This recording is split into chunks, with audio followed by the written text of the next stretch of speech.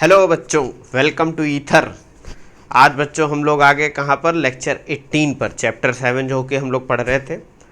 अभी कुछ 2 वीडियो से बच्चों लास्ट वाले लेक्चर से हम लोग क्या कर रहे थे, एच सी वर्मा सर की बुक के क्वेश्चन सॉल्व कर रहे थे।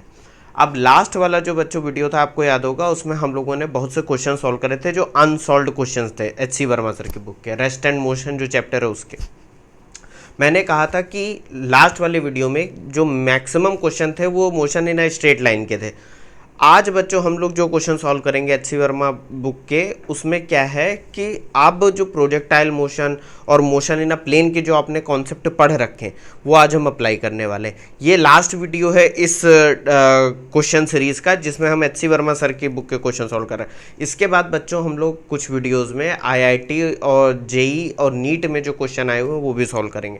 मैं ऐसा नहीं कह रहा हूँ कि मैं सारे क्वेश्चन सॉल्व करूँगा प्रीवियस ईयर, वरना फिर आप लोग करोगे क्या जब सब कुछ मैं ही करवा दूंगा।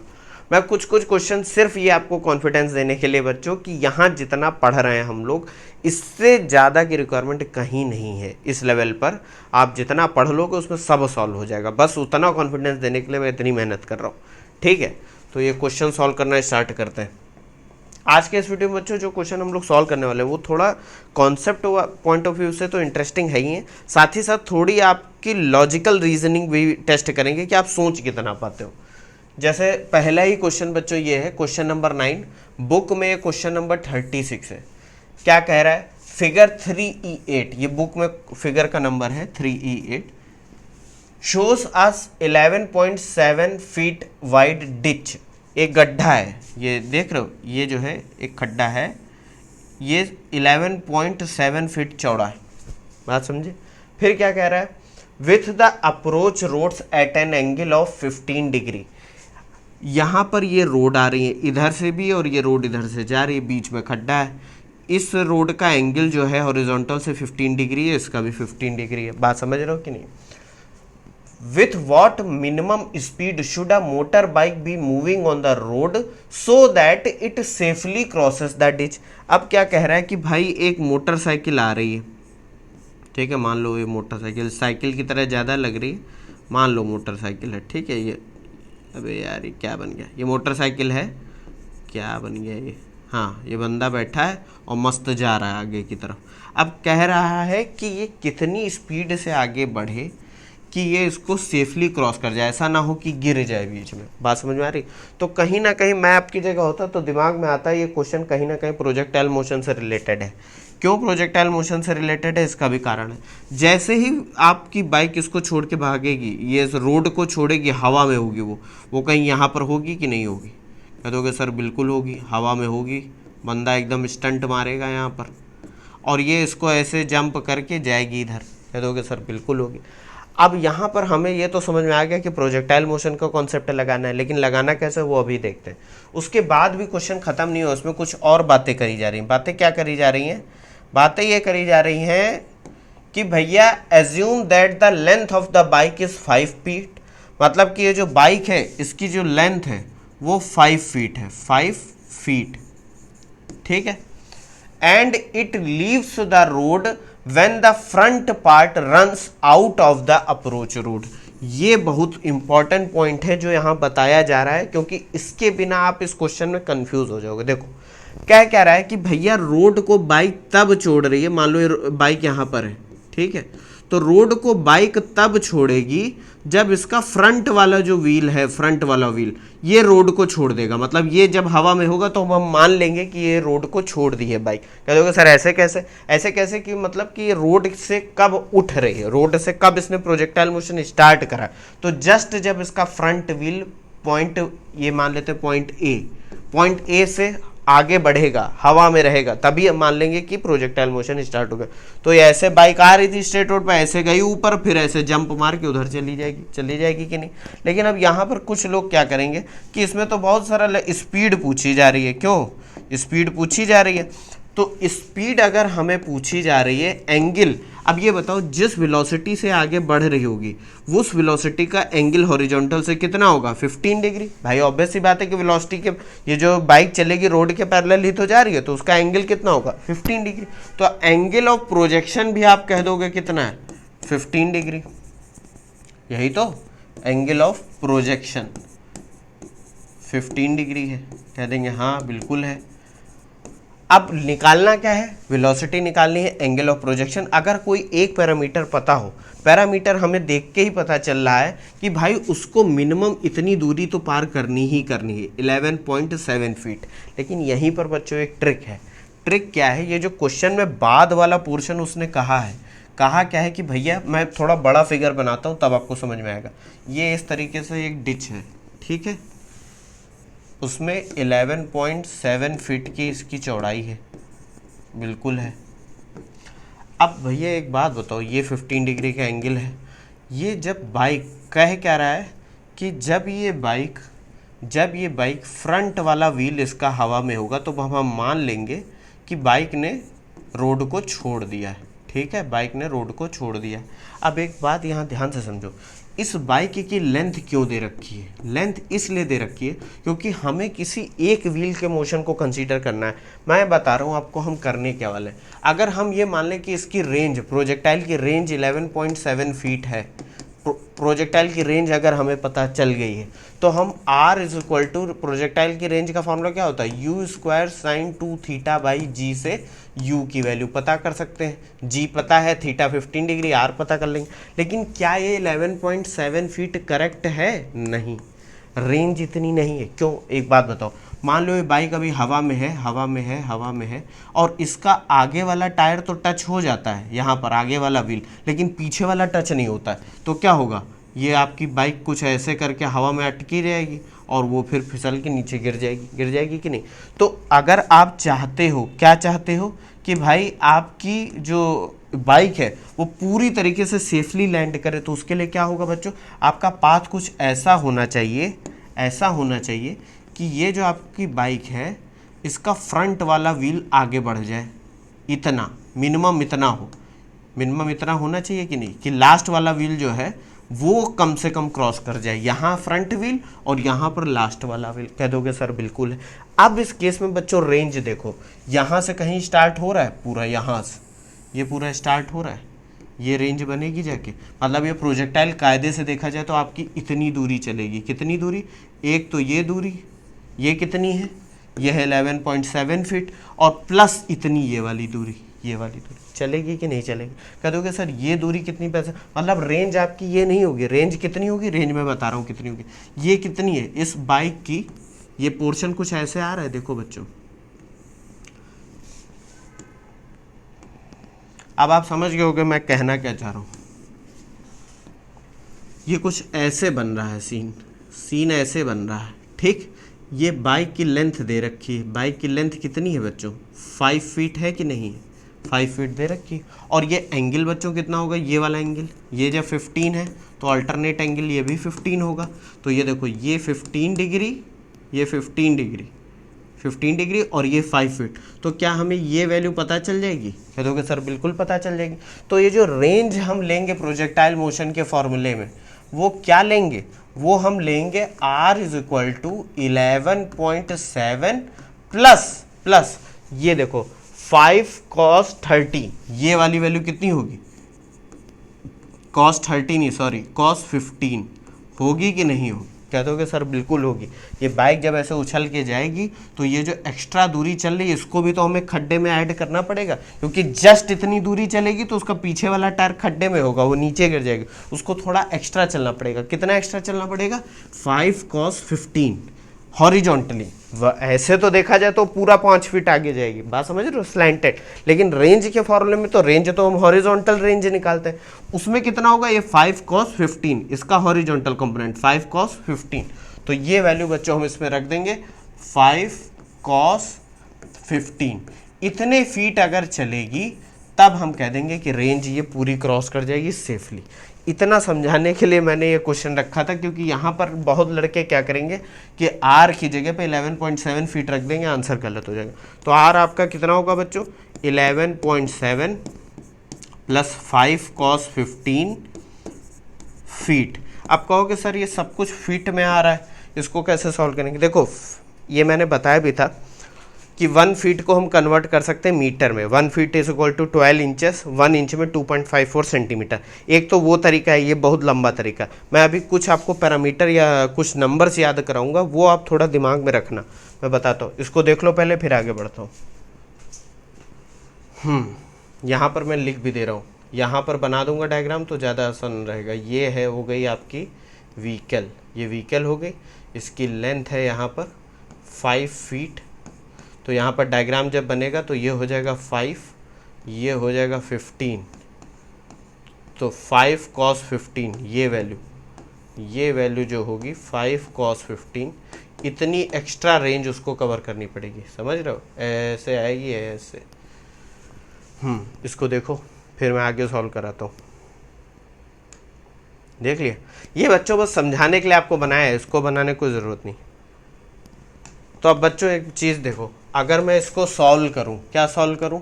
11.7 प्लस 5 cos 15 को, तो ये वैल्यू बच्चों कुछ आ जाएगी रेंज ऑफ प्रोजेक्टाइल से। मैंने सॉल्व कर लिया, आप करके देख लेना, ठीक है? ये वैल्यू आ जाएगी, कितनी आ जाएगी? cos 15 होता है 0.966। cos 15 कितना होता है?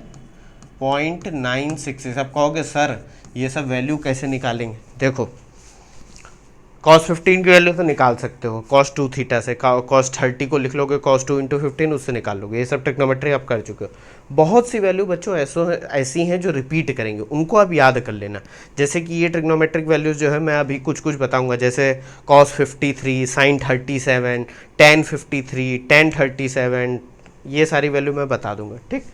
तो यहाँ पर जैसे ये वैल्यू आ गई, अब r की वैल्यू जब इसको वैल्यू पुट करोगे तो कितनी आ जाएगी? ये वैल्यू आ जाएगी बच्चों 5.04 मीटर, 5.04। ये कितनी फीट में आएगी, कितने में आएगी? ये वैल्यू आएगी बच्चों आपकी 5.04 नहीं आएगी, ये मुझे फिट में निकालना है ना। हाँ, ये आ जाएगी 16.53 फिट, 16.53 फिट। अब बच्चों ये एक चीज़ मैं लिखने जा रहा हूँ, ये याद रखना। 1 फीट इज इक्वल टू होता है, क्या होता है? 0.3048 मीटर। बात समझे? और या 1 मीटर में आप कह सकते हो होता है 3.28 फीट। ये बात बच्चों याद रखना, तो आपके क्वेश्चन आसानी से सॉल्व हो जाएंगे, ठीक? अगर मैं मीटर में ही सॉल्व करना चाहता हूँ तो 1 मीटर इज इक्वल टू कितना है? 1 फीट इज इक्वल टू कितना है? 0.3048। तो आर की वैल्यू मीटर्स में कितनी आ जाएगी? 16.53 इंटू 0.3048 मीटर। इसको सॉल्व कर लोगे तो बच्चों वैल्यू आएगी, कितनी आएगी? ये करके देख लेना, अब मेरे भरोसे मत बैठना, ये सब सॉल्व कर लेना। 5.04 मीटर। कह दो कि सर आर पता चल गया, जी की वैल्यू हम ले लेंगे 9.81 मीटर पर सेकेंड स्क्वायर, और क्या ले लोगे बच्चों? थीटा दे रखा है 15 डिग्री। अब हम सॉल्व कर लेंगे। आर क्या था? U square sine 2 theta by g. तो आर हो गया 5.04 is equal to u square into sine 2 theta, यानी साइन 2 इंटू 15 यानी साइन 30 हो जाएगा वो, अपॉन जी की वैल्यू 9.81। इसको बच्चों जब सॉल्व करोगे, ये अपने आप कर लेना, तो ये वैल्यू आ जाएगी यू की 9.944 मीटर पर सेकेंड। ये आपका आंसर हो गया। लेकिन अब कुछ चीज़ें और हैं बच्चों। कुछ चीज़ें क्या हैं कि आंसर आपका मीटर पर सेकेंड में सही तो है, लेकिन क्योंकि क्वेश्चन में सब कुछ फिट में दे रखा है, तो बेटर क्या होगा कि आप इस 1 मीटर में 3.28 फीट होते हैं, इसको जब मल्टीप्लाई करोगे 3.28 से, तो ये आंसर आपका फीट पर सेकेंड में आ जाएगा। और कितना आ जाएगा बच्चों? ये आ जाएगा आपका लगभग 32 फीट पर सेकेंड, 32 फीट पर सेकेंड। बात समझ गए कि नहीं? आपको ये लग रहा होगा कि सर यहाँ पर डायरेक्ट फिट में भी तो सॉल्व कर सकते हैं। बिल्कुल कर सकते हो। फिट में सॉल्व करने के लिए बच्चों मैं अभी एक चीज़ और बता रहा हूँ, ये नई चीज़ है। जी की वैल्यू फिट में जब कन्वर्ट करके निकालोगे तो आएगी 32.2 फीट पर सेकेंड स्क्वायर। यूनिट हमेशा सही रखना। तो ये वैल्यू भी आपको याद रखनी है कि जी की वैल्यू एसआई यूनिट में कितनी होती है? 9.81 मीटर पर सेकेंड, अगर कुछ दे ना रखा हो। और एफपीएस यूनिट यानी एफपीएस सिस्टम जो होता है उसमें कितनी होती है फीट के टर्म में? 32.2 फीट पर सेकेंड स्क्वायर। हाँ समझ गए। और 1 फीट में 0.3048 मीटर होते हैं, 1 मीटर में 3.28 फीट होते हैं। ये खेल इसी का है। हालांकि आपसे क्वेश्चन जनरली वो SI यूनिट में ही पूछेंगे, लेकिन पता होना चाहिए। देख लिया इसको। ये क्वेश्चन अच्छा बस इतनी कहानी के लिए था, ये वाली जो कहानी थी। सॉल्व कर लो इसको, देख लो।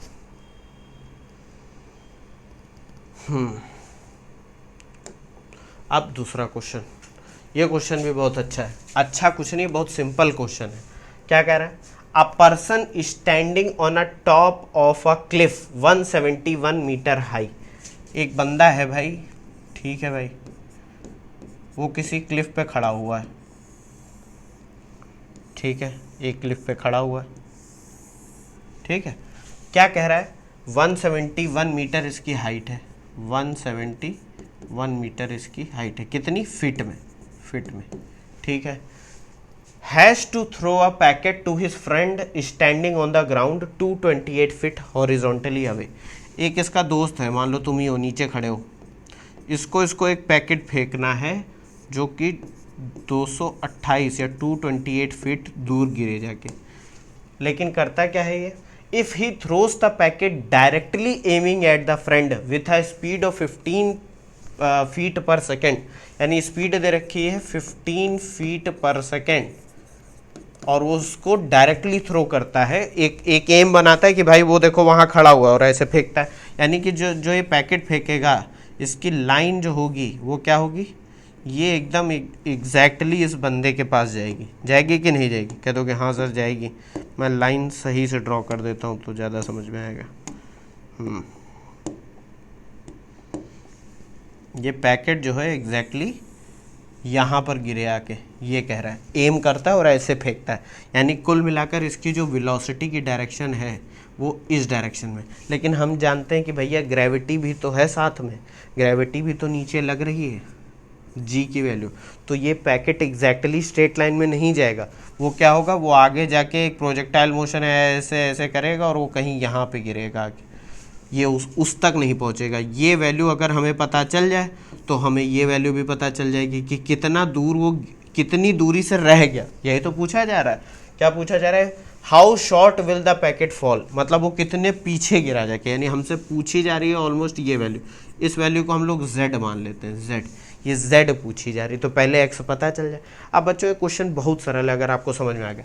ये एंगल पहले तो पता कर लेते हैं कि एंगल थीटा कितना है। वो एंगल थीटा के लिए हमें ये एंगल पता होना चाहिए, ये वाला। देखो बच्चों ये एक ट्रायंगल बना हुआ है कि नहीं बना हुआ? ये देखो एक ट्रायंगल बना हुआ है कि नहीं बना? ये तो इस ट्रायंगल को ज़रा हम ड्रॉ कर लेते हैं यहाँ साफ साफ। ये देखो ये है 171, ये है 228, कितनी है? 228। और ये एंगल अगर थीटा पता चल जाए तो ये एंगल भी तो थीटा होगा बच्चों, तो हमको वेलोसिटी का एंगल ऑफ प्रोजेक्शन पता चल जाएगा। चल जाएगा कि नहीं? टेन थीटा बच्चों यहाँ से निकालो, टेन थीटा हो जाएगा परपेंडिकुलर, ये एक राइट एंगल ट्रायंगल है 171/228, है कि नहीं है? तो थीटा की वैल्यू बच्चों यहाँ से आ जाएगी, मैंने सॉल्व कर लिया था, टेन थीटा यहाँ से ऑलमोस्ट 0.75 आएगा, तो थीटा की वैल्यू यहाँ आ जाएगी 37 डिग्रीज। कितनी आ जाएगी? 37, हाँ 37 डिग्रीज, 37 डिग्री। कहोगे सर ये कैसे पता चला? वो सब अभी मैं ट्रिग्नोमेट्रिक वैल्यूज याद कराऊंगा, वो समझ जाना, ठीक है। ये वैल्यू होगी। अब जब आपको थीटा पता चल गया तो ये क्वेश्चन बहुत सरल होगा। इसको देख लो फिर मैं बताता हूँ। We have to find z, z मतलब कितना वो पीछे रह गया।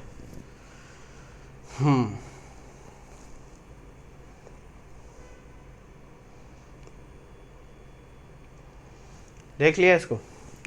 अब क्या है बच्चों, एक चीज़ ध्यान से समझो। अगर हम लोग कोई प्रोजेक्टाइल मोशन ऐसा पढ़ते थे जिसमें बस बॉल ऐसे ऊपर चढ़ के जाए, ऐसे ऊपर से, और ये एंगल ऑफ प्रोजेक्शन हो थीटा, थीटा किस डायरेक्शन में होता था? देखो एंटी क्लॉकवाइज डायरेक्शन में होता था। ये वेलोसिटी होती थी u, और थीटा इधर, ये होता था प्लस वाई एक्सिस, ये होता था एक्स एक्सिस। तो इस केस में इक्वेशन ऑफ प्रोजेक्टाइल क्या लिखते थे? y is equal to x tan theta minus g x square upon 2u square cos square theta. कह दोगे सर बिल्कुल लिखते थे, लेकिन यहाँ पर बच्चों क्या है कि जब आप इसको देखोगे, ये वाला सीन देखोगे, क्या सीन देखोगे? जो हम लोगों का क्वेश्चन कह रहा है कि भैया जो प्रोजेक्टाइल है वो तो कुछ ऐसे आ रहा है, नीचे की तरफ आ रहा है। तो अगर मैं ओरिजिन इसको मानूं, जैसे कि यहाँ पे ओरिजिन बच्चों ये था जो हम लोगों ने इक्वेशन सॉल्व करी थी, इक्वेशन निकाली थी, लेकिन यहाँ पर ओरिजिन ये है आपका एक्स एक्सिस, ये है आपका वाई एक्सिस। तो ये नीचे क्या हो जाएगा, नीचे हो जाएगा निगेटिव वाई एक्सिस, हो जाएगा कि नहीं हो जाएगा, कह दोगे सर बिल्कुल सही। तो अगर ये इसकी इनिशियल पोजीशन है और ये इसकी फाइनल पोजीशन है, तो इस पॉइंट के कोऑर्डिनेट क्या होंगे बच्चों, इस पॉइंट के कोऑर्डिनेट होंगे एक्स, ये मान लो एक्स है, एक्स कॉमा वाई, माइनस का वाई होगा कि नहीं होगा, क्योंकि देखो वाई ऊपर की तरफ पॉजिटिव हो तो नीचे की तरफ नेगेटिव। और एक चीज़ देखो, यहाँ पर जब हम इक्वेशन लिखते हैं तो थीटा एंटी क्लॉकवाइज हम पॉजिटिव मानते हैं कि नहीं, लेकिन यहाँ तो हमने किस डायरेक्शन में थ्रो करा, नीचे के साइड, इस डायरेक्शन में, तो यानी थीटा अपोजिट डायरेक्शन में देखो नीचे की तरफ जा रहा है, क्लॉकवाइज डायरेक्शन। तो थीटा की वैल्यू यहाँ पर बच्चों जो हम लोगों ने निकाली थी, taking theta is equal to -37 degree. क्यों -37 डिग्री बच्चों, क्योंकि थीटा देखो अपोजिट डायरेक्शन में। इस इक्वेशन को निकालने के लिए हमने ऊपर कंसीडर करा था, ठीक है। और क्या है बच्चों, वेलोसिटी दे ही रखी है, वो कितनी दे रखी है, वेलोसिटी कितनी दे रखी है, 15 फीट पर सेकेंड, 15 फीट पर सेकेंड। और क्या दे रखा है, जी की वैल्यू बच्चों फिट में ही ले लेना, 32.2 फीट पर सेकेंड स्क्वायर, ये अभी हम लोगों ने डिस्कस करा था।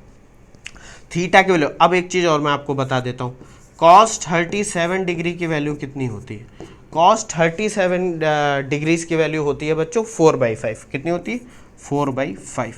ये सब अभी आपको बताता जाऊंगा मैं धीरे धीरे, अभी सारी वैल्यू बता दूंगा।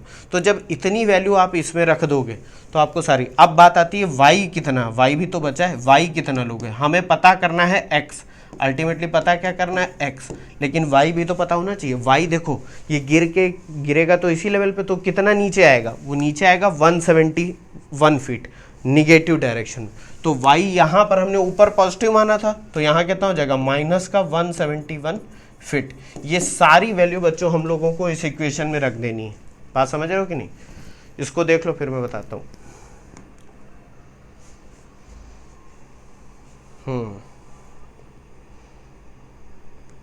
देख लिया, ये सारी वैल्यू रख देते हैं इस इक्वेशन में। तो देखो y कितना है, -171 is equal to x tan theta. Theta हम लोगों ने माइनस ले लिया है, यानी माइनस का 37 degree, minus g x square, जी की जगह पर क्या ले लो बच्चों 32.2 into x square upon 2u square, 2 into you square यानी u है 15 स्क्वायर इंटू कॉस 37 डिग्रीज का होल स्क्वायर। अब कहोगे सर यहाँ -37 क्यों नहीं लिया, बच्चों आपको ध्यान होगा कॉस माइनस का थीटा क्या होता है, कॉस थीटा ही होता है। हम लोग ट्रिग्नोमेट्री पढ़ रहे थे, याद करो तो पता चला था हम लोगों को ये बात। और टेन माइनस का थीटा क्या होता है, टेन माइनस का थीटा माइनस का टेन थीटा होता है। ये जिन बच्चों ने ट्रिग्नोमेट्रिक लेक्चर नहीं देखे हो जाके देख लो, वरना ये सब समझ में कुछ नहीं आएगा, ठीक है। अब सारी वैल्यू पुट कर देंगे बच्चों, तो ये एक इक्वेशन बन जाएगी। जैसे कि हम लोग जब इसको सॉल्व करेंगे, ये बच्चों करके देख लेना, मैंने इक्वेशन यहाँ पर निकाल ली थी, और इक्वेशन निकालने के बाद ये इक्वेशन ऐसे आ रही है, कितनी आ रही है मैं बता देता हूँ। इक्वेशन आ रही है 0.1121 एक्स स्क्वायर, ये इक्वेशन आ रही है बच्चों 0.1121 x square plus 0.75 x plus 0.75 x minus 171 is equal to 0। ये बच्चों एक क्वाड्रेटिक इक्वेशन बन जाएगी। इसको जब सॉल्व करोगे तो ये वैल्यू आ जाएगी आपकी लगभग कितनी आ जाएगी 36 फीट, लगभग 36 फीट। अब देखो यहाँ पर ये वाला डायग्राम याद करो, क्या था, पहुँचाना था हमको यहाँ पर कहीं, लेकिन वो गिरा आके x दूरी पे, तो z की वैल्यू कितनी हो जाएगी, z ही तो पता करना था, z इज इक्वल टू हो जाएगा 228 माइनस एक्स, हो जाएगा कि नहीं, ये टोटल 228 थी, तो ये हो जाएगा 228 माइनस 36, ये आ जाएगा 192 फीट। तो भैया हम जब पैकेट उसको एम करके फेंकेंगे तो 192 फीट पीछे ही रह जाएगा, वो उतना आगे नहीं पहुंच पाएगा, वो खाली कुछ कितनी दूर जा पाएगा, वो 36 फीट ही जा पाएगा। यहाँ पर आगे कितना रह जाएगा, 192 फीट। तो how much short it will appear to you, 192 feet. बात समझ गए कि नहीं, 192 फीट पीछे रह जाएगा। ये देख लो क्वेश्चन एक बार शुरुआत।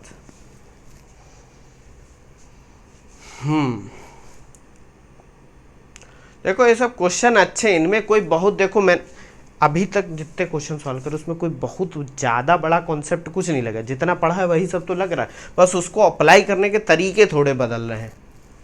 ठीक है, देख लिया, ये भी देख लिया, ये भी देख लिया, आंसर भी मिल गया। अब बच्चों कुछ वैल्यूज़ हैं जो मैं आपको बता रहा हूँ, इनको याद ज़रूर रखना। कौन कौन सी वैल्यूज़ हैं, जैसे कि cos 53, ये ट्रिग्नोमेट्रिक वैल्यूज़ बच्चों याद रखना। जैसे cos 53 डिग्रीज कह लो या sin 37 डिग्री कह लो, बात एक ही हो जाएगी। क्यों, क्योंकि sin 90 माइनस 37 कितना हो जाएगा, 53 हो जाएगा। ये वैल्यू बच्चों होती है, कितनी होती है, 3/5। ठीक है, cos 37 डिग्री कह लो या sin 53 डिग्री कह लो, ये बच्चों वैल्यू होती है 4/5। ये याद रखना, पता है क्यों, ऐसी चीज़ें आ जाएंगी तो आपका दिमाग खराब नहीं होगा, सॉल्व कर ले जाओगे। tan 37 डिग्री कह लो, ये कह लो tan 37 डिग्री होता है बच्चों 3/4। ऐसे ही देख लो ना, tan 37 क्या होगा, साइन अपॉन कॉस, तो साइन हो गया 3/5, ये हो गया 4/5, सॉल्व करोगे तो 3/4 आ जाएगा। और tan 53 की वैल्यू बच्चों होती है इसका जस्ट उल्टा 4/3। ऐसे ही देख लो 4/5 अपॉन 3/5, तो ये सॉल्व करोगे तो 4/3 आ जाएगा। बात समझे। और मैंने क्या बताया कि 1 फीट में होते हैं 0.3048 मीटर, ये याद रखना बच्चों। 1 मीटर में होते हैं 3.28 फीट, ये भी याद रखना बच्चों। जी की वैल्यू फिट पर सेकेंड में होती है 32.2 फीट पर सेकेंड स्क्वायर। मैं बार बार पर सेकेंड बोल रहा हूँ, पर सेकेंड स्क्वायर। तो ये बच्चों वैल्यूज़ आप ध्यान में रखोगे तो थोड़ा आपको सोल्यूशन में आराम मिलेगा। क्यों, क्योंकि घर में अभी आप सॉल्व करोगे तो हो सकता है तुरंत कैलकुलेटर उठा के बैठे जाओ, सॉल्व कर लो, लेकिन एग्जाम में तो अल्टीमेटली आपको सॉल्व करना है। तो ये जब वैल्यू याद होंगी तो आसानी से हो जाएगा। और ये बहुत कॉमनली यूज्ड वैल्यू है जो आती ही आती हैं। एक चीज़ और बच्चों यहाँ पर मैं बोलूँगा, इस इक्वेशन को तो अब ये ना ही कहना कि नहीं सॉल्व करेंगे पाएंगे, इसमें श्रीधराचार्य मेथड लगा देना। मैं यहाँ पर लिखे दे रहा हूँ, बाई श्रीधराचार्य, उससे सॉल्व कर लोगे तो ये वैल्यू आ जाएगी। ठीक है, श्रीधराचार्य मेथड से सॉल्व कर लोगे तो वैल्यू, श्री में डबल ही होता है, क्या होता है भूल गया मैं। ठीक है, ये बच्चों वैल्यू लिख लो कहीं पर, या मैंने अगर नहीं मैथ वाले में शायद मैं लिखना भूल गया हूँ, क्योंकि ये यूज़ होंगी आपकी, तो इनको लिख लो आप कहीं पर। ठीक है, देख लिया। अब एक नेक्स्ट क्वेश्चन सॉल्व करते हैं। ये क्वेश्चन बहुत सिंपल है, क्वेश्चन कुछ नहीं है, ये क्वेश्चन नंबर 11 बुक का है, क्वेश्चन नंबर 39। क्या कह रहा है, find the average velocity of a projectile between the instants it crosses half the maximum height, it is projected with a speed u, speed है u at an angle theta with the horizontal. बच्चों बहुत ही simple question है, लेकिन फिर भी बहुत ही logical question है। क्या है कि भैया एक प्रोजेक्टाइल है, कह देंगे हाँ बिल्कुल है, एक प्रोजेक्टाइल है। ठीक है, तो सीधी लाइन नहीं खींचती है यार, ए से बी जा रहा है। ठीक, इसकी मिडिल पॉइंट पे आपको पता होगा ये जो होती है मैक्सिमम हाइट होती है। अब कह रहा है ये उन 2 पॉइंट से होके गुजरता है जब इसकी मैक्सिमम हाइट का आधी हाइट पे, मतलब ये आगे जा रहा होगा तो जब इसकी हाइट आधी हाइट पे है, लगभग कहाँ पर होगी आधी हाइट, ये कहीं यहाँ पर होगी।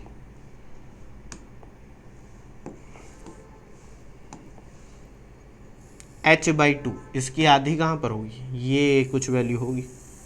अब ये मैंने लाइन ड्रॉ कर दी है, वो लाइन बस बताने के लिए कि ये h/2 है, h/2।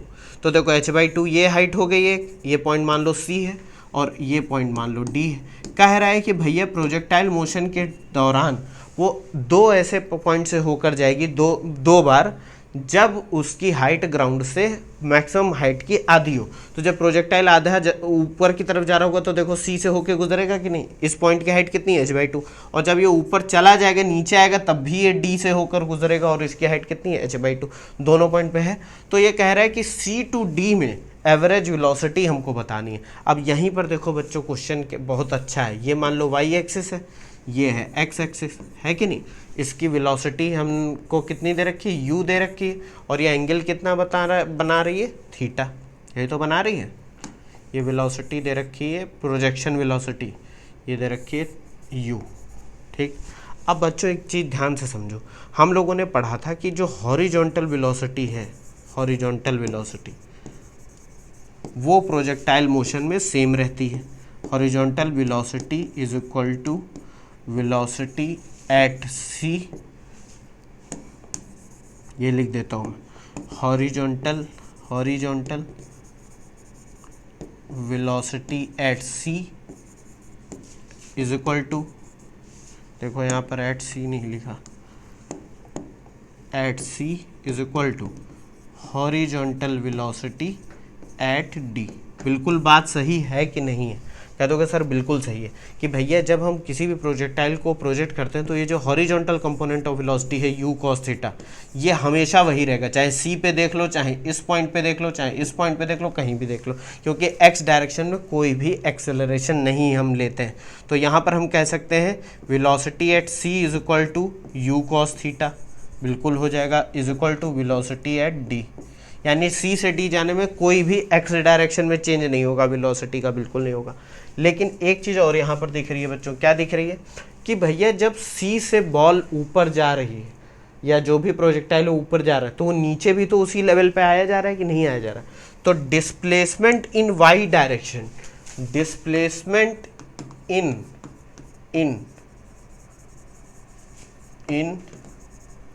Y direction from C to D is zero, कह दोगे सर बिल्कुल है। भाई देखो जिस लेवल से वो ऊपर जा रही है वो आगे जाके उसी लेवल पे h/2 पर ही तो आई जा रही है, तो ये जो y डायरेक्शन में टोटल डिस्प्लेसमेंट है वो तो ज़ीरो हो गया। और हमसे पूछा सी टू डी के बीच में एवरेज वेलोसिटी जा रही है, तो हम ये यहाँ से कह सकते हैं कि नहीं कि एवरेज वेलोसिटी इन y डायरेक्शन, ये बार मैंने लगा दिया, इसका मतलब एवरेज वेलोसिटी ये ज़ीरो है, कह दोगे सर बिल्कुल सही कह रहे हो। और एवरेज वेलोसिटी कह लो एक्स डायरेक्शन में, या वेलोसिटी एट पॉइंट सी कह लो, या वेलोसिटी एट पॉइंट डी कह लो, ये सब मिला के क्या हो जाएगी यू कॉस थीटा, कह दोगे क्योंकि सर हॉरिजॉन्टल डायरेक्शन में वेलोसिटी चेंज नहीं हो रही, तो चाहे एवरेज वेलोसिटी हो या इंस्टेंटेनियस वेलोसिटी हो वो सेम रहती है, ये हम लोगों ने पढ़ा भी था, तो यू कॉस थीटा। तो हम कह देंगे ओवरऑल एवरेज वेलोसिटी कितनी रहेगी प्रोजेक्टाइल की, भाई वाई डायरेक्शन में तो जीरो हो गई, तो टोटल उसकी कितनी एवरेज वेलोसिटी आ गई, average velocity from C to D, ये आ गई बच्चों यू कॉस थीटा, कह दोगे हाँ सर बिल्कुल सही आंसर। ये क्वेश्चन बहुत अच्छा है, अच्छा इसलिए क्योंकि यहाँ थोड़ा कॉन्सेप्ट आपका एक बार ब्रशअप हो जाएगा, देख लो इसको।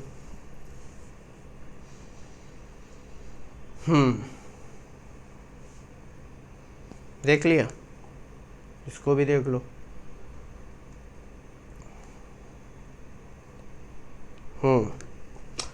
एक क्वेश्चन और सॉल्व करते हैं बच्चों, फिर 1 मिनट का रेस्ट लेंगे। क्या है ये क्वेश्चन, थ्योरेटिकल है थोड़ा सा, क्योंकि हम लोगों ने जो कॉन्सेप्ट पढ़े उसी पे है।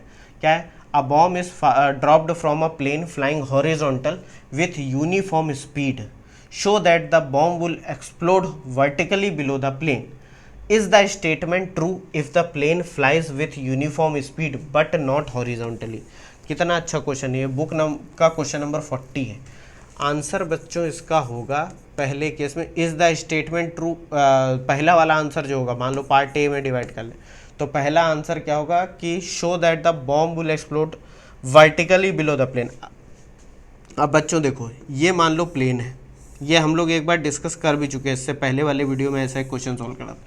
ये एक बॉम्ब को ड्रॉप करेगा, जब ये जो है ये बॉम्ब को ड्रॉप जब करेगा तो एक चीज़ ध्यान रखो, प्लेन की अगर वेलोसिटी यू है और वो सेम स्पीड से जा रहा है, तो ऑब्वियस सी बात है कि इस पर acceleration due to gravity G नीचे की तरफ जरूर लगेगा, जो कि इसका एक्सेलरेशन इसको एक वर्टिकल वेलोसिटी देगा, लेकिन हॉरिजॉन्टल डायरेक्शन में जो उसकी वेलोसिटी है वो सेम रहेगी। जब ये प्लेन को छोड़ेगा तो उस इंस्टेंट पर इसकी हॉरिजॉन्टल वेलोसिटी उतनी ही रहेगी जितनी प्लेन की है, और अगर एयर रेजिस्टेंस नेग्लिजिबल है तो वो उतनी बनी रहेगी कि नहीं। तो यहाँ पर हम लिख सकते हैं, अगर टाइम टी लग रहा है, मान लो उसको किसी पॉइंट, ये जब बॉम्ब यहाँ से ए पोजीशन से बी पोजीशन में जा रहा है, मतलब ये जब टकराने वाला है, एक्सप्लोड होने वाला है, ये वाला जो पाथ है, तो हम ये कह सकते हैं, क्या कह सकते हैं, डिस्टेंस ट्रेवल्ड बाय प्लेन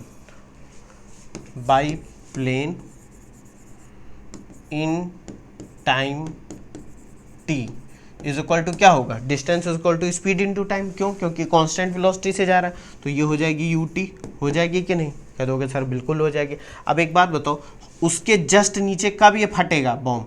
जब प्लेन आफ्टर टी टाइम, मतलब जितने टाइम में टी टाइम में बॉम्ब अगर यहाँ से यहाँ आ रहा है, तो उतने ही टाइम में प्लेन यहाँ पहुँच जाना चाहिए, जस्ट बी के ऊपर पहुंच जाना चाहिए कि नहीं। तो हमें पता चला कि टी टाइम में वो कितनी डिस्टेंस चलेगा, यूटी प्लेन, तो कुल मिलाकर बॉम्ब को हॉरिजॉन्टली भी उतनी ही डिस्टेंस चलनी पड़ेगी, और चलेगा भी वो distance travelled by bomb in time T is equal to क्या, स्पीड इनटू टाइम यूटी। कह दोगे सर बिल्कुल, क्योंकि बॉम्ब की हॉरिजॉन्टल वेलोसिटी और प्लेन की हॉरिजॉन्टल वेलोसिटी से वर्टिकल्स दोनों मोशन इंडिपेंडेंट हैं। ये हम लोगों ने चैप्टर में पढ़ा था कि जब ऐसे केसेस होते हैं तो हमको क्या, दोनों ही मोशन को इंडिपेंडेंट ट्रीट करना है। तो ये नीचे गिरने दो, उससे कोई मतलब नहीं, हॉरिजॉन्टल जो आगे की तरफ बढ़ रहा है वो सेम रहेगा, और ये भी यूटी है, ये भी यूटी है, इसका मतलब बॉम्ब जस्ट प्लेन के नीचे ही फटेगा। जिस इंस्टेंट पे ड्रॉप होगा आफ्टर टाइम टी वो नीचे जाएगा, उतनी ही देरी में प्लेन क्या होगा, आगे बढ़ जाएगा, उसके जस्ट ऊपर आ जाएगा। बात समझे कि नहीं? तो ये आंसर क्या हो गया, आंसर ये हो गया, yes it will explode below the plane. अच्छा, इसमें शो करने को होगा, तो ये तो शो हो गया। अब दूसरा जो है क्वेश्चन, वो क्या कह रहा है इसी में, is the statement true if the plane flies with uniform speed but not horizontally. तो इसका आंसर होगा यस। इसको देख लो एक बार, पहले इसको देख लो, फिर दूसरा इसका जो क्वेश्चन इसी में बनाया है उसको भी कर लेते हैं एक बार। भाई ठीक है, हम मान लेते हैं कि प्लेन जो है अब हॉरिजॉन्टली फ्लाई नहीं कर रहा है, वो मान लो किसी एंगल पे फ्लाई कर रहा है ऐसे, और वो बॉम्ब को यहाँ से ड्रॉप करता है, ठीक। तब भी मैं कहूँगा कि प्लेन के नीचे ही बॉम्ब जो है, ये बॉम्ब को ड्रॉप करा और बॉम्ब मान लीजिए आपका यहाँ के एक्सप्लोड करा, ठीक। तब भी मैं कहूँगा कि वो प्लेन के नीचे ही एक्सप्लोड करेगा, जस्ट वर्टिकली। वो प्लेन आपका यहाँ आ चुका होगा, इसके जस्ट ऊपर। कह दोगे सर कैसे कह रहे हो? भाई एक बात बताओ, हमने करा क्या, इसकी मान लो वेलोसिटी, ये एंगल थीटा बना रहा था इस डायरेक्शन, तो एक्स डायरेक्शन में प्लेन की वेलोसिटी कितनी होगी, यू कॉस थीटा होगी कि नहीं? कह दोगे सर बिल्कुल होगी। यू, इसको साफ साफ बना देता हूँ। देखो बच्चों, आपको समझाने के चक्कर में मैं जल्दी जल्दी लिख देता हूँ, लेकिन अगर कुछ डाउट हो तो कमेंट में बोल देना, ठीक। u cos थीटा होगी, और उसी पॉइंट पे बॉम्ब की वेलोसिटी भी x डायरेक्शन में कितनी होगी, u cos थीटा होगी कि नहीं? तो भाई हमें x डायरेक्शन से मतलब है अभी, तभी तो उसके नीचे फटेगा, कि y डायरेक्शन से कोई मतलब नहीं, ऊपर जाए नीचे जाए उससे कोई। तो ये इसका जो वर्टिकल कंपोनेंट है u sin थीटा, ये प्लेन को ऊपर लेके जा रहा है और u cos थीटा आगे लेके जा रहा है, यही तो u cos थीटा प्लेन की वेलोसिटी हो गई x डायरेक्शन में, और u cos थीटा ही बॉम्ब की वेलोसिटी हो गई, तो सेम ही तो हुआ, बस वैल्यू चेंज हो जाएगी, यहाँ थीटा वैल्यू आ गई। तो यहाँ जो इससे पहले वाला केस था उसमें u थी, यहाँ पर u cos थीटा होगी, तो सेम प्रूफ आप कर दोगे, बस u की जगह u cos थीटा रह दोगे। तो आंसर यहाँ पर रहेगा yes, bomb will still explode vertically below the plane। बात समझे कि नहीं? कह दोगे सर हाँ समझ गए। बहुत अच्छा क्वेश्चन था ये, देख लो इसको एक बार। देख लिया। अब 1 मिनट का ब्रेक लेते हैं, आप 2-4 मिनट का ले लेना। देखो कुछ इससे हट के बात करते हैं। हम लोगों ने बहुत क्वेश्चन सॉल्व करे, मज़ा भी आया, अभी और क्वेश्चन 5-6 लगाएंगे। मेरी एक बच्चों आपसे रिक्वेस्ट ये रहेगी कि आप जो क्वेश्चन सॉल्व करो उनको कोरिलेट ज़रूर करो उन कॉन्सेप्ट से जो आपने पढ़ रखे हैं। सिर्फ ये देखकर क्वेश्चन मत सॉल्व करने लगना कि ये गिवन है ऐसे सॉल्व करना है, बस सॉल्व कर लिया। मैं तो यहाँ मुझे टाइम की थोड़ी कमी, अब अभी मैं 50 घंटे का एक चैप्टर बना दूंगा तब भी कहने लगोगे अरे इतना क्या पढ़ा दिया। बात समझ रहे हो कि नहीं? आप अपने आप दिमाग लगाओ कि अच्छा ये ऐसे होता, अगर ऐसे कर दें तो क्या होगा, ऐसे कर दें तो क्या होगा। भले आंसर गलत है उससे कोई मतलब नहीं, लेकिन अपनी अप्रोच को थोड़ा यूनिक रखने की कोशिश करो। बात समझे? तो बहुत अच्छा समझ में भी आएगा और आपको याद भी ज़्यादा रहेगा। बात समझ रहे हो कि नहीं? आगे बढ़ते हैं, क्वेश्चन और सॉल्व करते हैं। ज्ञान की बातें तो चलती रहेंगी। क्वेश्चन नंबर 13, ये बुक का क्वेश्चन नंबर 41 है। ये क्वेश्चन बच्चों बहुत अच्छा है। क्वेश्चन अच्छा इसलिए है क्योंकि यहाँ पर थोड़ा बहुत रिलेटिव वेलोसिटी का भी कॉन्सेप्ट आएगा और फ्रेम ऑफ रेफरेंस का भी कॉन्सेप्ट आएगा। क्या कह रहा है? A boy standing on a long rail road car throws a ball straight upwards. The car is moving on the horizontal road with an acceleration of 1 metre per second square. ये metre per second square लिखा है बच्चों, ये 2 यहाँ पर ऐसे copy paste में लिख जाता है। And the projection velocity in the vertical direction is 9.8 metre per second. How far behind the boy will the ball fall on the car. Question समझ गए हो कि नहीं? मैं फिर समझा देता हूँ। एक ये कार है भाई, रेल रोड कार मान लो, एक कार मान लो, रेल रोड यानी कि वो रेलवे की बात कर रहा है, ठीक है। इस पर एक बंदा खड़ा हुआ है,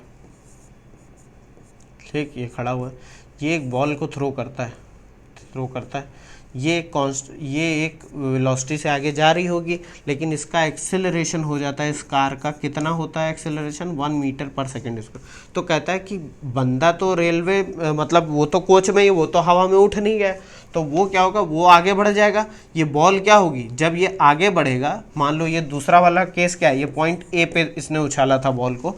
अब क्या हुआ? जब एक्सेलरेट हो गई ये व्हीकल या बोगी जो थी आपके, एक्सेलरेट होगी, तो ये बंदा तो यहीं पे रहेगा, लेकिन ये क्या पाएगा कि इसकी बॉल हाथ में नहीं आई, वो तो ऐसे उछाला, वो आगे बढ़ गया, बॉल कहीं पीछे गिर गई। तो ये पॉइंट ए है जहाँ से उछाला था, वो कहीं पॉइंट बी पे इसको पाएगा, ऐसे। मतलब इस बंदे को दिखेगा मोशन बॉल का ऐसे दिखेगा नहीं, बिल्कुल दिखेगा। लेकिन जो बंदा बाहर खड़ा है, उसको बॉल का मोशन कैसे दिखेगा? ये इंटरेस्टिंग है। उसको बॉल का मोशन ऐसे ही दिखेगा, प्रोजेक्टाइल मोशन। क्यों उसको प्रोजेक्टाइल मोशन क्यों दिखे? देखो बच्चों, होता क्या है, आप इस कार को भूल जाओ, अभी कार को भूल जाओ। ऑब्वियस सी बात है कि ये जो बंदा है, ठीक है, इस क्वेश्चन में ज़्यादा कुछ है नहीं अगर आप थोड़ा सा समझ गए। देखो बच्चों, इस क्वेश्चन को सॉल्व करने के 2 मेथड हैं। एक मेथड हम तब जानेंगे जब हम लोग न्यूटन्स लॉज ऑफ मोशन पढ़ेंगे, उसमें बच्चों स्यूडो फोर्सेस के बारे में पढ़ेंगे, फ्रेम ऑफ रेफरेंस। उस केस में तो इसको 1 मिनट में सॉल्व कर दोगे, लेकिन यहाँ अभी हमने वो कॉन्सेप्ट पढ़ नहीं रखा है, तो अभी हम इसको बेसिक तरीके से जितने कॉन्सेप्ट पढ़ रखे हैं उनसे सॉल्व करने की कोशिश करते हैं। अब इसके कुछ सिनारियो पे चलते हैं। सिनारियो क्या है बच्चों? कि भैया कह रहा है कि जो लड़का है वो एक रेल रोड कार पे है और जो कि एक हॉरिजॉन्टल रोड पे acceleration 1 metre per second square की वेलोसिटी से आगे बढ़ रही है। बात समझ रहे हो? Acceleration 1 metre per second square है और वो किसी वेलोसिटी से आगे जा रही होगी, उसकी वेलोसिटी हर इंस्टेंट पे चेंज भी हो रही होगी क्योंकि उसमें एक्सेलरेशन है कि नहीं। तो ये कॉन्सेप्ट तो हमको समझ में आ गया। हमको ये ए बी पूछा है कि कितना पीछे बंदे के वो बॉल गिरेगी। बात समझे?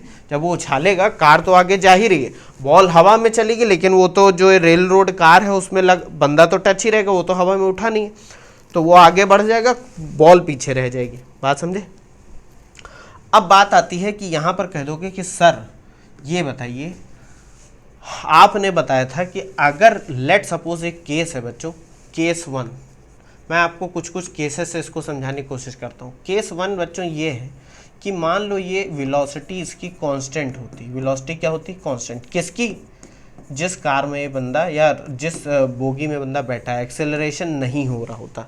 तब क्या होता बच्चों? याद करो, तब होता ये कि जब ये बॉल को ऊपर फेंकता तो बॉल आगे भले ही व्हीकल बढ़ जाती, लेकिन बॉल लौट के इसी के हाथ में वापस आ जाती है। ऐसे उठाता, ऐसे हाथ में आ जाती। कह दोगे सर बिल्कुल आ जाती, क्यों?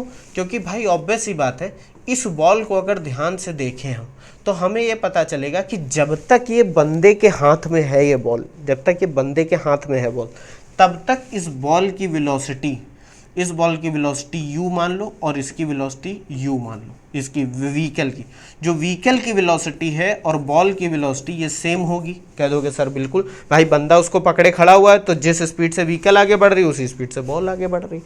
कह दोगे बिल्कुल सर, लेकिन जैसे ही वो बॉल को हाथ से छोड़ेगा ऊपर की तरफ, ऊपर की तरफ बॉल का टच हट गया हाथ से, अब क्या होगा, ये व्हीकल तो आगे बढ़ ही रही है, ठीक, हमने इसकी हॉरिजॉन्टल वेलोसिटी को नहीं छेड़ा है, नहीं छेड़ा है, बिल्कुल नहीं छेड़ा, क्योंकि हमने उछाला जरूर है, लेकिन जो हॉरिजॉन्टल वेलोसिटी थी वो अभी वही बनी रही है। हमने कोई फोर्स नहीं दी है उसको एक्स डायरेक्शन में वेलोसिटी को घटाने के लिए। बात समझ रहे हो कि नहीं? जिस वेलोसिटी से बॉल आगे बढ़ रही थी अभी भी उसी वेलोसिटी से बढ़ रही, बस हमने ऊपर उछाल दिया। बात समझना, इसकी वेलोसिटी जीरो तभी होगी, बाहर से देखना, मान लो कोई बंदा यहाँ से ऑब्जर्व कर रहा है, इसकी वेलोसिटी जीरो तभी होगी जब इस पर एक फोर्स ऐसी लगे जो इसकी वेलोसिटी को जीरो कर दे अपोजिट डायरेक्शन में, क्योंकि वो हाथ से छूटते ही वर्टिकल मोशन कर रही है, ना कि हॉरिजॉन्टल मोशन उसका चेंज हो रहा है। बंदे ने ऊपर फेंका, आगे या पीछे नहीं फेंका। बात समझ गए कि नहीं? तो भैया बिल्कुल सही है, बस हमको एक वर्टिकल वेलोसिटी ऊपर की तरफ मिल जाएगी। लेकिन यहाँ पर बच्चों एक किस्सा हो गया है। किस्सा ये हो गया है कि भैया ये जो वैगन है, कह रहे हैं कि वो एक्सेलरेट कर रही है। एक्सेलरेट कितने रेट से कर रही है? 1 मीटर पर सेकेंड है उसका। अब क्या होगा, तीसरा सिनारियो समझते हैं। तीसरा सिनारियो ये है कि लेट एट सम इंस्टेंट किसी let at some instance velocity of क्या, car is equal to u. मान लेते हैं किसी पॉइंट पर वेलोसिटी u है, पॉइंट ऑफ टाइम पर किसी इंस्टेंस पे वेलोसिटी u है, तो जब कार की वेलोसिटी u होगी तो भैया ऑब्वियस सी बात है कि इस बॉल की भी वेलोसिटी u होगी एक्स डायरेक्शन में, क्योंकि अभी मेरे हाथ में है। जैसे ही वो बंदा बॉल को हाथ से ऊपर की तरफ उछालेगा, उसको एक वर्टिकल वेलोसिटी मिल जाएगी, लेकिन बॉल की वेलोसिटी u ही रहेगी। इस वाले केस में बॉल की वेलोसिटी भी u थी और ये वैगन भी आगे u वेलोसिटी से बढ़ेगी। लेकिन जब वैगन का एक्सेलरेशन हुआ तब किससे चेंज क्या होंगे कि जैसे ही आपको बॉल को उछालोगे, इस बॉल पे लगने वाला एक्सेलरेशन जीरो हो गया। मतलब बॉल की उस केस में वेलोसिटी एक्स डायरेक्शन में वही होगी जो वैगन की उस टाइम पर थी जब वो बॉल हाथ में थी, उसी जस्ट इंस्टेंट। बात समझ गए? तो किसी एक इंस्टेंट पे अगर बॉल की वेलोसिटी u है और वैगन की भी u है, लेकिन अब क्या होगा, जैसे ही हवा में बॉल आई, वैगन का एक्सेलरेशन की वजह से उसकी वेलोसिटी बढ़ जाएगी, लेकिन बॉल की वेलोसिटी u ही रहेगी। बात समझे? तो वैगन आपका क्या करेगा, ये ज़्यादा दूरी चल जाएगा, लेकिन बॉल उतनी दूरी नहीं चल पाएगी। ये वैगन जो पॉइंट ए से ए तक जा रहा था, मान लो ये पॉइंट कोई ए है, वो कुछ ज़्यादा दूरी चल जाएगा और बॉल आपकी अब पॉइंट बी पे आ जाएगी। इसी ए बी को कैलकुलेट करना। बात समझ गए? अब आप इस सिचुएशन को आंख बंद करो, थोड़ा सोचने की कोशिश करो कि भाई हम रेलवे वैगन में बैठे हैं, ये बॉल है, इस बॉल की वेलोसिटी एक्स डायरेक्शन में वही है जो मेरी वेलोसिटी है, और इस पूरी कार की वेलोसिटी है, रेल रोड कार की, ठीक है, ट्रेन बोल दो, ट्रेन की वेलोसिटी है। जैसे ही मैंने बॉल को ऊपर उछाला, आंखें बंद रखना अपनी, सोचते रहो, यही तो इमेजिनेशन है। जैसे ही मैंने बॉल को ऊपर उछाला, मैंने देखा कि इस वर्टिकल मोशन का एक्स से कोई लेना देना नहीं है। इस बॉल की वेलोसिटी तो मान लेते हैं कि मेरी ट्रेन की इस वक्त वेलोसिटी u है, तो वो तो u ही रहेगी x direction.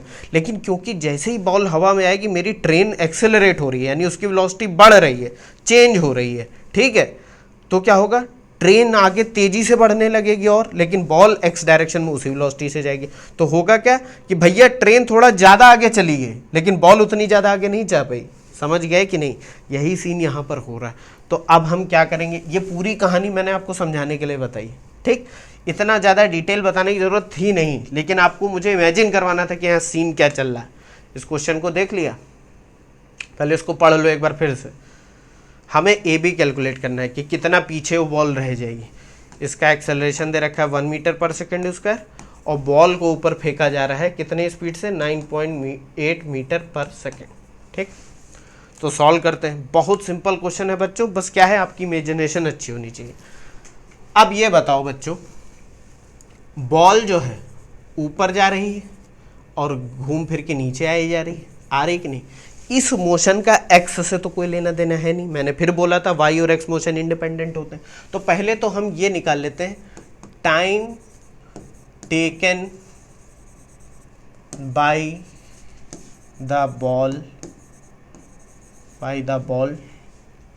For completing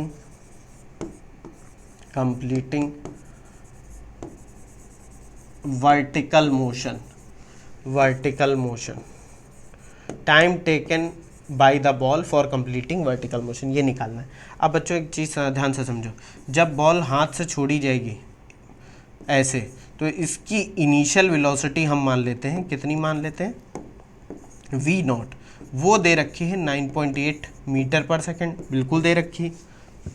acceleration due to gravity, इस पे g लगेगा, वो ले लेते हैं 9.8 मीटर पर सेकेंड स्क्वायर। कह दोगे सर बिल्कुल। जब वो फाइनल ऊंचाई, जब वो मैक्सिमम हाइट पे पहुंचेगी तो उसकी फाइनल वेलोसिटी क्या हो जाएगी? मैक्सिमम पॉइंट पर, मान लो यहाँ पहुंच जाती है, मैक्सिमम पॉइंट पे वेलोसिटी हो जाएगी 0, हो जाएगी कि नहीं? तो ये जो टाइम लग रहा है नीचे से ऊपर जाने में, ये ले लेते हैं हम t, स्मॉल t। तो यहाँ से फर्स्ट इक्वेशन ऑफ मोशन अगर हम लगाएं, from first equation of motion से, तो v is equal to V naught minus G T. याद करो, फ्री फॉल एक्सेलरेशन या फ्री फॉल मोशन में क्या होता था? अगर अपोजिट डायरेक्शन में हो रहा तो माइनस जी टी ले लेते थे। फाइनल वेलोसिटी है 0, इनिशियल वेलोसिटी हम लोगों ने ले ली है 9.8, माइनस जी की वैल्यू है 9.8 इंटू टाइम पता चल जाएगा, यहाँ से टाइम आ जाएगा आपका 1 सेकेंड। लेकिन फिर वही बात है, 1 सेकेंड वो टाइम है जिसमें ये ऊपर जा रही है, ठीक है? टोटल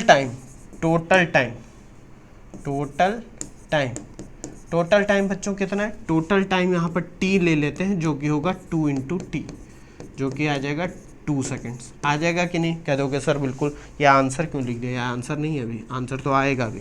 कह दोगे हाँ सर ये समझ में आ गया भाई, 1 सेकंड ऊपर जाने में लग रहा है, 1 सेकंड नीचे आने में। इस मोशन से एक्स का कोई लेना देना नहीं, इसलिए पहले हमने इसको सॉल्व कर लिया कि बॉल हवा में कितनी टाइम के लिए है? 2 सेकंड के लिए, ठीक? इसको देख लो एक बार।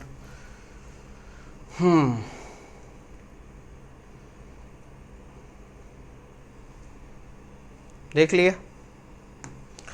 अब एक्स डायरेक्शन के मोशन को कंसीडर करते हैं, taking motion in horizontal direction में हम कंसीडर करते हैं, ठीक है? कंसीडर करते हैं। अब बच्चों ध्यान से रखो, let at the instant instance होता है, इंस्टेंट होता है, लेट एट सम इंस्टेंट, हाँ, let at the instant when ball is projected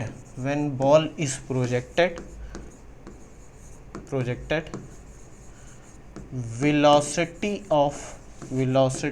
of car is equal to u। हम मान लेते हैं कि जिस इंस्टेंट पे बॉल को उछाला गया है, जस्ट उस पॉइंट पर जो कार की वेलोसिटी है वो u है। तो distance moved by ball in X direction, अगर मैं इसको एक्स डायरेक्शन मान लूँ, जिस डायरेक्शन में मोशन हो रहा है, तो वो कितनी हो जाएगी? बात ध्यान से समझना, जिस समय हमने बॉल को छोड़ा उस वक्त एक्स डायरेक्शन में वेलोसिटी उसकी यू ही होगी जितनी कार की वेलोसिटी यू होगी कि नहीं? तो मैं कह दूंगा कि distance moved by the ball in X direction before coming on the ground, या ऐसे नहीं लिखते हैं, before reaching the floor of car. भाई जब उसको उछाला, ऊपर गई नीचे आई, तो वो टोटल टाइम में कितनी डिस्टेंस मूव कर जाएगी? u इंटू टी मूव कर जाएगी कि नहीं? क्या दोगे? बिल्कुल कर जाएगी। भाई जितनी देर हवा में रहेगी वो उतनी ही देर में आगे भी तो बढ़ जाएगी साथ ही साथ, तो u इंटू टी होगी। एक्स डायरेक्शन में बॉल की जो वेलोसिटी है वो वही होगी जो कार की वेलोसिटी होगी उस टाइम पे। तो ये हमको ut मान ली और ये इसको हम ले लेते हैं X B, distance moved by ball in X direction before reaching the floor of car, इसको लिख लेते हैं एक्स बी। ठीक, ये वैल्यू आ गई है ut, कह दोगे बिल्कुल आ गई। अब बात आती है कि भैया ये तो ut दूरी चल जाएगी, लेकिन कार कितनी दूरी चलेगी? Distance moved by car in X direction. कह दोगे सर ये तो बहुत आसान है, कैसे आसान है वो भी बता देता हूँ। वो मान लेते हैं ये है एक्स सी, तो एक्स सी क्या हो जाएगा बच्चों? एक्स सी हो जाएगा, याद करो सेकंड इक्वेशन ऑफ मोशन क्या होती है, क्योंकि कार का एक्सेलरेशन है, बॉल का नहीं है। बॉल तो उछाल दिया, हवा में है बॉल, इसका एक्सेलरेशन ए है जो कि 1 मीटर पर सेकंड स्क्वायर। तो ये हो जाएगा इनिशियल वेलोसिटी जिस टाइम पे उछाला ut plus half A T square, हो जाएगा कि नहीं? तो ये हो जाएगा u capital T plus half A T square. कह दोगे सर बिल्कुल हो जाएगा, क्यों हो जाएगा? टाइम है t इतनी दूरी में। तो अब देखो यहाँ से क्या समझ में आ रहा है कि कार आपकी जो है वो ज़्यादा दूरी चल रही है प्लस 180 स्क्वायर, और ये इतनी ही दूरी चल रही है। तो एक्स्ट्रा डिस्टेंस ये मूव्ड, वैसे गलत वर्ड यहाँ मैंने लिख दिया है, कवर्ड लिखो, डिस्टेंस कवर्ड बाई बॉल, तो ज़्यादा अच्छी अंग्रेजी लगेगी। डिस्टेंस कवर्ड, ठीक है, यहाँ पर भी डिस्टेंस कवर्ड लिखो, डिस्टेंस कवर्ड। तो ये क्या हो जाएगा? Extra distance covered by car. तो वो कितनी हो जाएगी बच्चों? ये हो जाएगा एक्स सी माइनस एक्स बी। हो जाएगी कि नहीं हो जाएगी? कह दो बिल्कुल हो जाएगी। देख लो इसको। तो एक्स्ट्रा डिस्टेंस जो कवर करेगी वो कितनी आगे? एक्स सी यानी कि ut प्लस हाफ ए, यहाँ पर स्मॉल t लिख दिया है मैंने, ये कैपिटल T है आपका, ए टी स्क्वायर माइनस कितना? u into T. हो जाएगा कि नहीं? तो ये वैल्यू आ जाएगी हाफ ए टी स्क्वायर, ये वैल्यू होगी एक्स सी माइनस एक्स बी। ठीक, ये वैल्यू सारी रख दो। हाफ ए कितना है? ए है 1 मीटर पर सेकंड, और टाइम आपका अभी 2 सेकंड आपने निकाला है, टाइम ऑफ लाइट जितने में बॉल ऊपर से नीचे आएगी। तो ये कितना हो जाएगा? 2 सेकंड। 2 सेकंड क्या, 2 से 2 कैंसिल हो जाएगी, 2 मीटर आ जाएगा आंसर, एक्स सी माइनस एक्स बी। यानी कार में जब बॉल ऊपर उछालोगे तो कितनी पीछे जाएगी बंदे के? जो बंदा उछालेगा उसको ये कार ये बॉल जो है वो 2 मीटर पीछे गिरी दिखाई देगी। बात समझ गए? तो आंसर आ गया ए बी की वैल्यू कितनी आ गई? 2 मीटर। ये जो हम लोगों ने ए बी मान लिया था, इसको देख लो शुरुआत से, ये जो ए बी है ये 2 मीटर आ गई, आंसर हो गया। देख लो इसको एक बार, बहुत अच्छा क्वेश्चन है ये।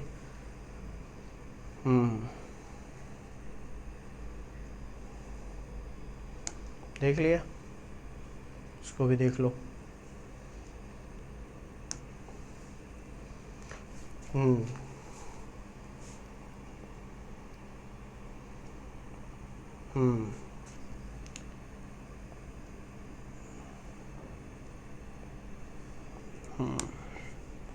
एक्स सी माइनस एक्स पी की वैल्यू आ गई 2 मीटर। ये आ गया आपका आंसर, 2 मीटर पीछे दिखेगी बॉल उसको। देख लिया। एक क्वेश्चन और है, बहुत क्वेश्चन है बच्चों, मज़ा आ जाएगा सॉल्व करते करते। लेकिन मुझे ऐसा लग रहा है कि अगर मैंने इसी लेक्चर में ये सब कंटिन्यू कराया तो तुम्हारा दिमाग ख़राब हो जाएगा। इसलिए मैं सोच रहा हूँ ये बच्चों वीडियो जो है हम लोग नेक्स्ट लेक्चर में लेके जाएं कि ना लेके जाएं। नेक्स्ट लेक्चर में बच्चों लेके जाते हैं, क्योंकि बात ये ना, इतने ज़्यादा क्वेश्चन थोड़ा टाइम ले लेके हम लोग आराम से सॉल्व भी कर रहे हैं तो तुम्हारा दिमाग ख़राब हो जाएगा ज़्यादा टाइम देने लगोगे। ठीक है, तो थैंक यू बच्चों, मिलता हूँ नेक्स्ट वीडियो में, और जो बचे हुए क्वेश्चन है वो सॉल्व कर लेंगे।